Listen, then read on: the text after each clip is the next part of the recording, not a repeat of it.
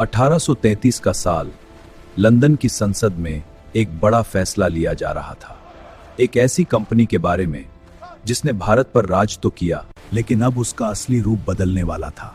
यह थी east India company.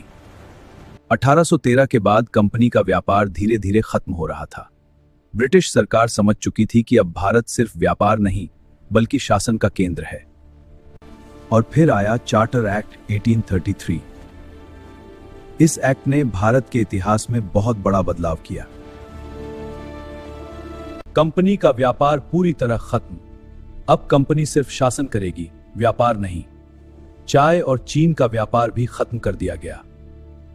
पूरे भारत का एक गवर्नर जनरल, अब तक बंगाल का गवर्नर जनरल था, लेकिन अब पूरे भारत के लिए एक ही शासक बना। पहले बने लॉर्ड विलियम बेंटिंक। अब भारत में सत्ता पूरी तरह सेंट्रलाइज्ड हो गई। कानून बनाने की शक्ति केंद्र के पास। मद्रास और बॉम्बे की शक्ति कम कर दी गई। अब सारे कानून केंद्र बनाएगा। यहीं से शुरू हुआ भारत में केंद्रीकरण। लॉ कमीशन की स्थापना, पहली बार भारत में कानून बनाने के लिए आयोग बना। इसके प्रमुख थे लॉर्ड मैकॉले। इन्होंने आगे चलकर इंडियन पीनल कोड आईपीसी की नींव रखी। नौकरी में समान अवसर। कहा गया कि भारतीयों को भी सरकारी नौकरी मिलेगी, लेकिन यह सिर्फ कागजों में ही रहा।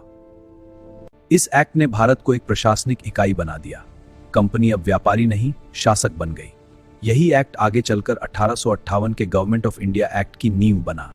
1833 का यह कानून सिर्फ एक एक्ट नहीं था, यह वह मोड़ था जहां से भारत पर ब्रिटिश शासन पूरी तरह मजबूत हो गया था।